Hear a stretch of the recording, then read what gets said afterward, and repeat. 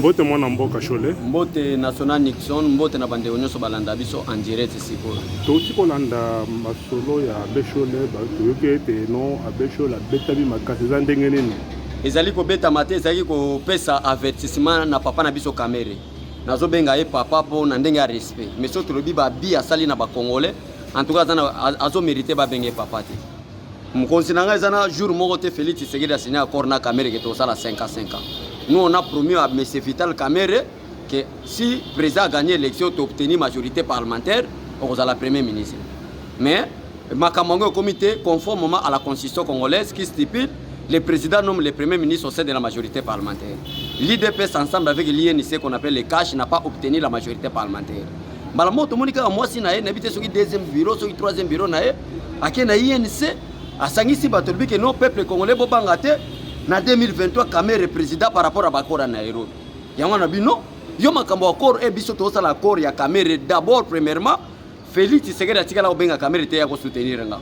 Mais Félix Tshisekedi ayoka ki base ndenge to bimina balaba to bike elongi a failli le zo refléter comme chef de l'état. Biso to ponyo lokola président na biso bima président. Kamerhe lokola l'homme le plus malin, l'homme le plus risé ayeko soutenir Félix Tshisekedi. Félix Tshisekedi muto azana bolingo bien éduqué alobi que non parce que tu es venu me soutenir ngai soki na bimi président na commission premier ministre mais makambo tie comme na bamida ndengeni ndena lingana recadrer mama na biso amida que abanana ko expliquer peuple congolais contrat signé na JB Mpiana ezaki ya nini contrat signé na Didi Kinwani ezalaki ya nini après contrat yena Kamerhe za nini wana nano expliquer peuple congolais te siko linga bande ko expliquer peuple congolais accord ya Nairobi siko JB Mpiana ko loba nini na ba accord basala naye Didi Kinwani akoloba nini donc biso yango na ozomona tango ba moni bongo na zaki menacer me batusha ingate na kiti na victoire na moni groupe moi batu moko boy ba beti ko tu journaliste moko ya sango ya Congo ke pona nini na yambanga na émission wana ba yeko luka moye ba Atlanta ba take heureusement na victoire tozana ba motocycliste na biso ba frapper bango ngaba ko beta ngate na IDPS nazala droiture nazala ko la ba o ba trahir tena ko tanga kombo te pona fula batu mususu biso tozaba Pierre Oyo Félix Tshisekedi akotonga temple ya démocratie likolo na biso. Muta kobetanga ezate ezaki mwa ba menace mais de téléphone menace bien. Mais monte avec Chole que non kokota ami de na makambo etali politique. Hein, relation entre Félix Tshisekedi na Kamerhe za mabe. Po jamais ami datanga kombo ya nane Félix Tshisekedi. Oui oui. Atanga komba Félix Tshisekedi te. Mais problème na biso pourquoi akoyepsa batu na ye biso problème biso peuple congolais. Mais ça liberté d'expression. Liberté d'expression mais ne citez pas le nom de Félix Tshisekedi qu'on a signé un accord avec Kamerhe. Mais il a cité le nom. Mais accord en Nairobi ba lobela yango. Bah accord en Nairobi ba lobela yango. Est-ce que Félix Tshisekedi est le président de la République par rapport à l'accord ou par rapport à l'élection? Donc selon vous national, c'est-à-dire l'accord est au-delà de la constitution.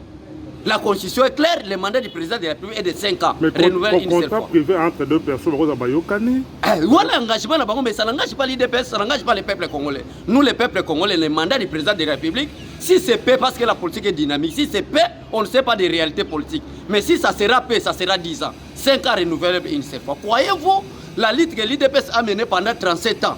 Topé ça, na Kamerhe.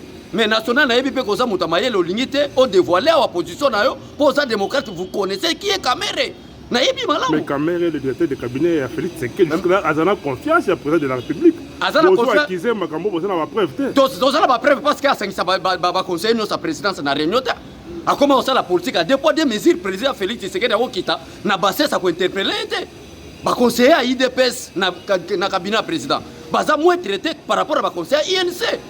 Les lots ont même communication à président. Quand président Félix Tshisekedi a sali pendant 18 ans. Quand on a fait Kabila pendant 18 ans. Félix Tshisekedi a réalisé en moins une année. Et ce moment on a RTNC Zolé. Les patrons des médias c'est qui? C'est le ministre de l'INC. Jolino Makelene.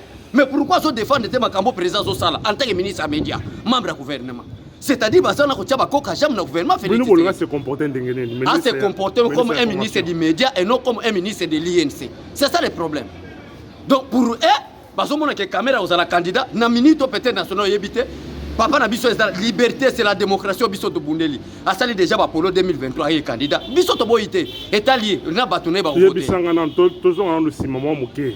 Kamerhe directeur de cabinet ya président Félix Tshisekedi président de la République. Oui. Ma benin oyo binbo moni Kamerhe azali ko sala pour juste là, azali ko gérer cabinet malam. Azo gérer cabinet malam tena reprouver yo.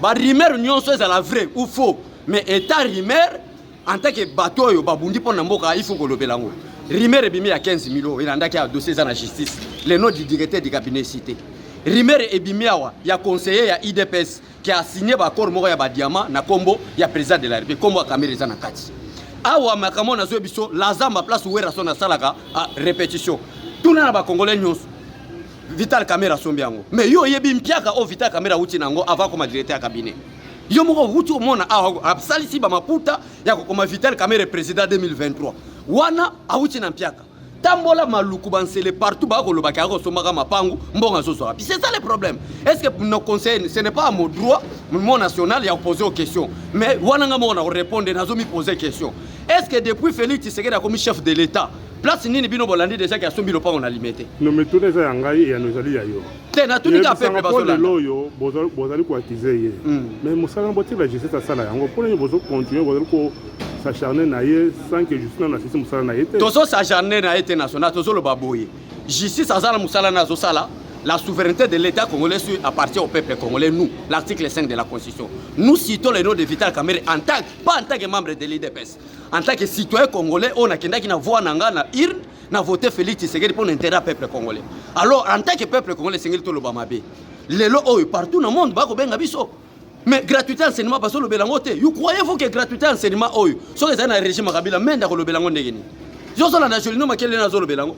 Na ville de Kikwit depuis 1960 parce que je suis originaire de Kikwit na botami na Kikwit ville de Kikwit depuis 1960 et zone alphaté agité le loba grande avenue ya ville de Kikwit et ça alphaté par le président de la ville qui va expliquer au peuple congolais c'est le ministre des médias le lobe directeur ya cabinet pour solo ba ke mabeni bozo zoye a commencé la politique à deux poids deux mesures ba conseiller INC baza plus na valeur que ba conseiller à IDPS pour la confiance président de la République à Pesaki. Les lois ont ça va réunion en commission. N'a pas membre du cabinet à Kounsoussou Yande.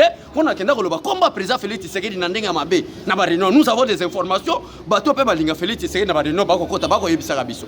Yango futo lo bayango ya yeba ke non. Toza na problème na été. Les lois sont yo moko yebi national vient na biso Vital Kamere. A comment na monopole politique.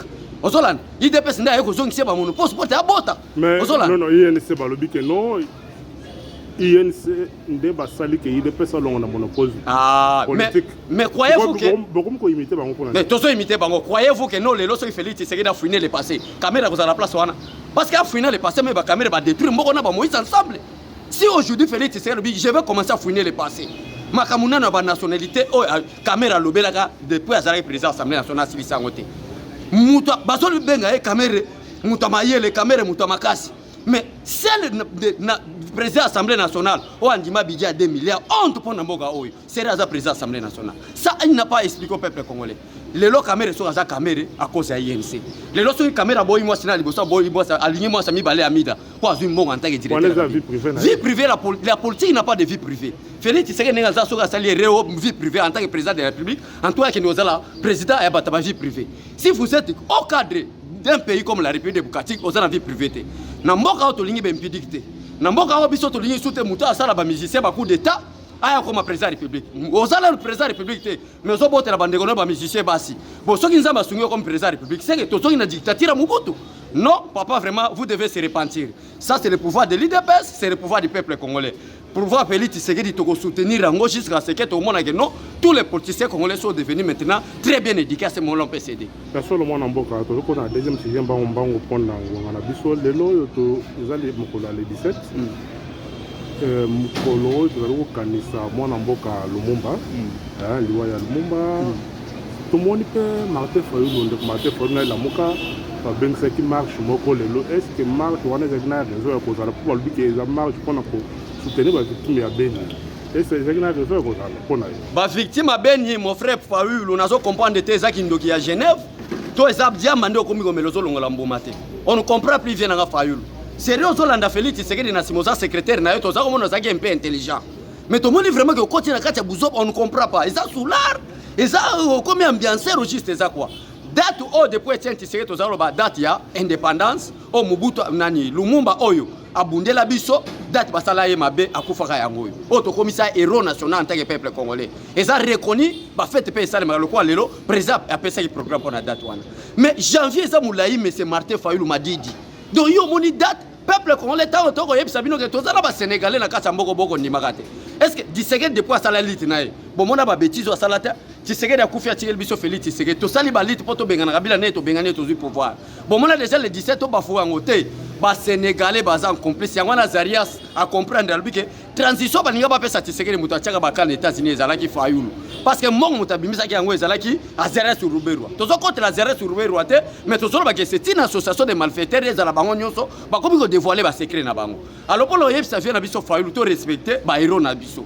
to respecter bato ba bunda pe liboso na biso atako Lumumba pesa biso indépendance totale te et yene na régime Félix Tshisekedi autour indépendance économique je parle avec des preuves vous allez comprendre que Félix Tshisekedi a quitté les États-Unis sans passer par la Belgique et batinde Didier Rendes kuna parce que ba mona que kawa côté na Belgique l'indépendance économique côté alors nous devons les respecter date il y a les locaux ça ngo marche te maintenant ils ont prouvé na yo et le peuple congolais mobimbake vous n'êtes pas congolais vous êtes étranger il y a côté Sénégal ou à Tega pétrole mais pour soutenir bandeko ya ben les appels mabete les mabete mon conseil liberté d'expression mais par rapport à quel moment nako soutenir bandeko ya ben minito nako soutenir ba FRDC ba obalongo ki balobi ete bandeko na biso ya ben bazala malamu vous allez choisir quoi c'est qu'on soutient FADRC.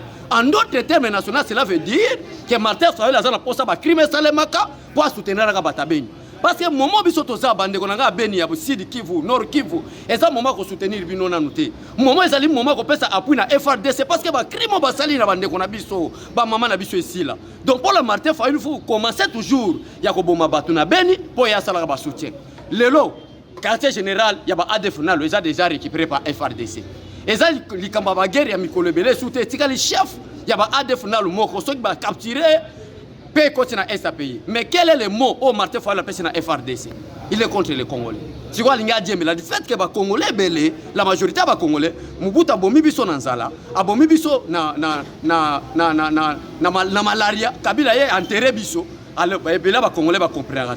Martin Fayulu fait ça, moi, pour soutenir le peuple congolais, mais Bato Bazama, il va comprendre qu'il ne soutient pas le peuple congolais, il est pour les malais du peuple congolais. Mais alors, le but vraiment que Kabila, ça, il y a déjà 55% de balkanisation.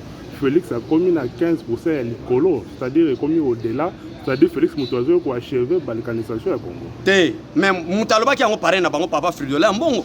alobaki yango mais dernièrement mokonzi bayuti oyamba na président Félix Tshisekedi na lundi déclaration na ye Fayulu a démontré yango noir sur blanc na ba calcul te a démontré te wana ba calcul pour na cambrier ba journaliste mo na komba donner la tourner question quel territoire quelle localité monsieur Fayulu oh moni déjà que eza 70% balkanisation azo parvenu côté na ba journaliste qui allait faire des enquêtes mais il faut être indiscipliné vieux yo mutozo presse ba preuve que balkanisation eza ozo bisa ba journaliste que boke no sala banque c'était un brillant politique papa Kolanda était Fayulu na leke kutu na danger na la population kolega so il est Félix Tshisekedi dans le biga talibayate nga président république poussa nangate donc taisez-vous quand ngam no soki ngoma ngo so mo ko zonga la pétrole zonga na musano pétrole banana kala laissez la politique aux politiciens le commerce aux commerçants ndenge ba viera biso yo monte fena ngamo iskatum accompagner politique za chaleur na zonga na makamu na FIFA on mena FIFA tika na politique Ozoland, Jean-Pierre Bemba, la loi électorale les empêche aux candidats.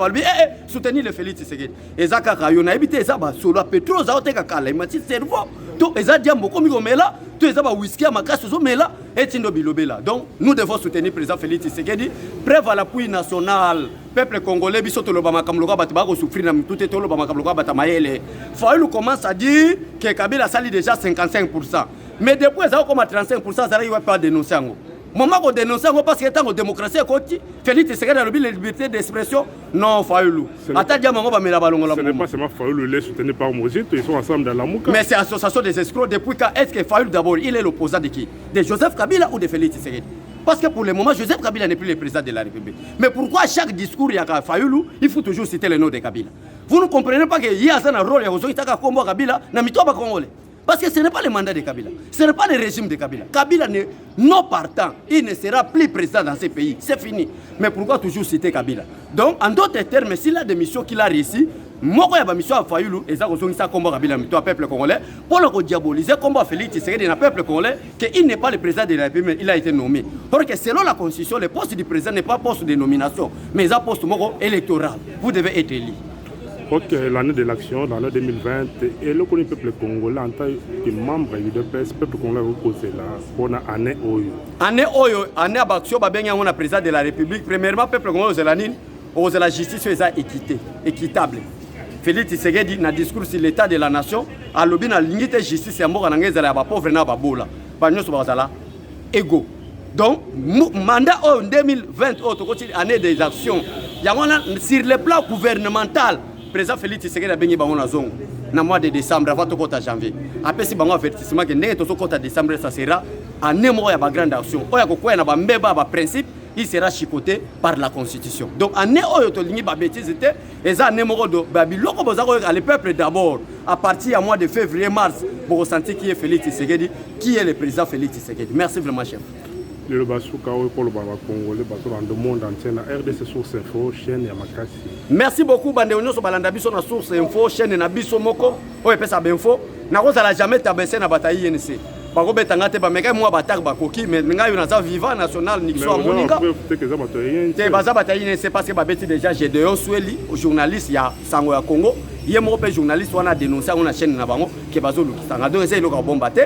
Moi tout temps ba kombo na bango ezate po ba bato mo ba yebana te to kufula bango pamba donc boza elo côté donc mboka oyo elonga kamere otiko za jamais président de la République na répéter encore mboka oyo cher monsieur communicateur de l'INC mboka oyo j'assume mes propos Kamere ne sera jamais président de la République maintenant la mboka oyo tient Tshisekedi tikeli biso toza na bato baza ba responsable un homme qui a une seule femme mariée biso to boyina mula oyo ekoya tozo ben pédic comme le président de la République.